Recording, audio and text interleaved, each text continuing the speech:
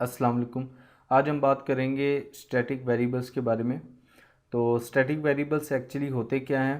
तो जब हमारा एक फंक्शन एग्जीक्यूट हो जाता है तो उसके तमाम वेरिएबल्स की जो वैल्यूज़ होती हैं वो भी ख़त्म हो जाती हैं। तो समटाइम्स ये होता है कि हमें फंक्शंस के अंदर दी हुई वैल्यूज़ को सेव करना पड़ता है अपने आगे नेक्स्ट यूज़ करने के लिए या उसको फर्दर इस्तेमाल में लाने के लिए। तो उसके लिए हमें क्या करना होता है कि उस वेरिएबल को फिर हम स्टैटिक रख देते हैं ताकि उसके अंदर की जो वैल्यूज़ है वो after execution of the function save रहें, डिलीट ना हो। तो इसको प्रैक्टिकली मैं आपको करके बताता हूँ तो आप ज़्यादा बेहतर समझ जाएंगे।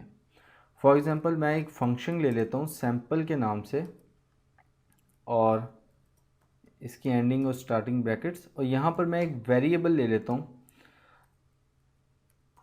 यहाँ से वेरिएबल $x ले लेते हैं, उसकी वैल्यू मैं ज़ीरो देता हूँ और फिर दोबारा यहाँ पर मैं $x को जो कि हमारा वेरिएबल है प्रिंट करवा लेता हूँ और फिर यहाँ पर मैं उसमें एक इंक्रीमेंट कर देता हूँ। ठीक है, हमारे पास दो किस्म के इंक्रीमेंट होते हैं, एक पोस्ट और एक प्री।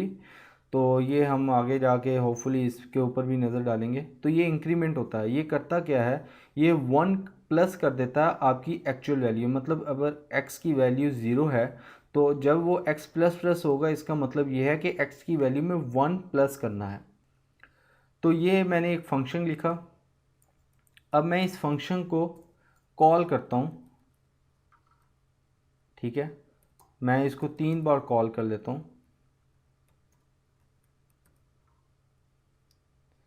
अब यहाँ पर आप थोड़ा सा प्रोग्राम की एग्जीक्यूशन समझिएगा। जब फर्स्ट ये प्रोग्राम पहला इसको कॉल होगा तो क्या होगा कि उसकी वैल्यू ज़ीरो होगी। ज़ीरो के बाद अब x की वैल्यू ज़ीरो है तो यहाँ पर इको में ज़ीरो प्रिंट होगा। उसके बाद जाके x की वैल्यू में 1 प्लस होगा।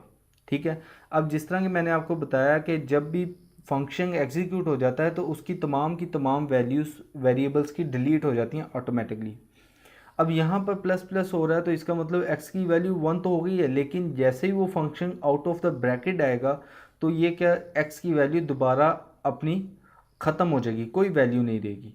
उसके बाद दोबारा जब ये एग्जीक्यूट होगा तो ये x डिक्लेयर होगा, x वेरिएबल इसमें ज़ीरो वैल्यू दोबारा असाइन होगी, दोबारा ज़ीरो प्रिंट होगा, दोबारा उसमें इंक्रीमेंट होगा, लेकिन उसका कोई फ़ायदा नहीं। जैसे वो ब्रैकेट के बाहर आएगा तो x की वैल्यू ख़त्म।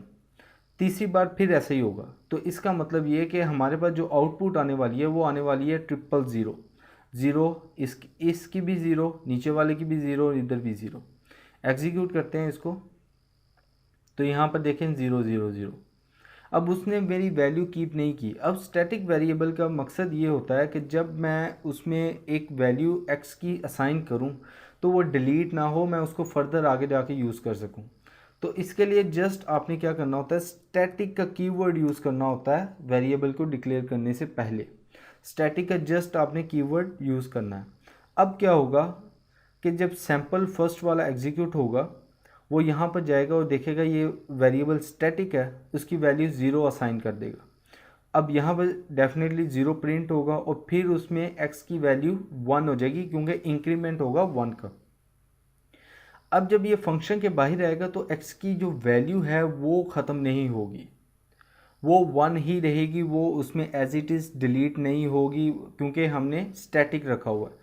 अब जब दूसरा सैंपल हमारा चलेगा, दोबारा फंक्शन को कॉल करेंगे तो यहाँ पर स्टैटिक में क्योंकि x की वैल्यू क्या है 1, क्योंकि अब वो डिलीट नहीं हुई तो यहाँ पर हमारे पास 1 प्रिंट होगा और फिर यहाँ पर हमारे पास दोबारा प्लस प्लस होगा। अब 1 में जब दोबारा 1 प्लस होगा तो वो 2 हो जाएगा।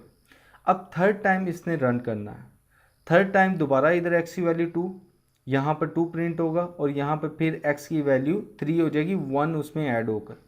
लेकिन क्योंकि अब हम सैंपल को दोबारा कॉल नहीं कर रहे तो जो 3 वैल्यू है x की वो 3 है, लेकिन प्रिंट जो होगी हमारे पास वो 2 होगी। ठीक है, अब एक्चुअल वैल्यू x की 3 हो गई है। अब हम आउटपुट की तरफ आते हैं तो आउटपुट हमारी होगी 012। होपफुली मैं आपको समझाने में कामयाब हुआ हूँगा, आपको समझ आ गई होगी ये किस तरह से काम कर रहा है। ठीक है, तो जब मैं यहाँ पर रीलोड करूँगा तो अब हमारे पास वैल्यू होगी 012। इसको सेव नहीं किया मैंने, इसको सेव कर लेते हैं यहाँ पर आकर। अब रिफ़्रेश करते हैं तो देखें 0 1 2 मतलब स्टैटिक वेरिएबल की जो वैल्यू है वो एज इट इज़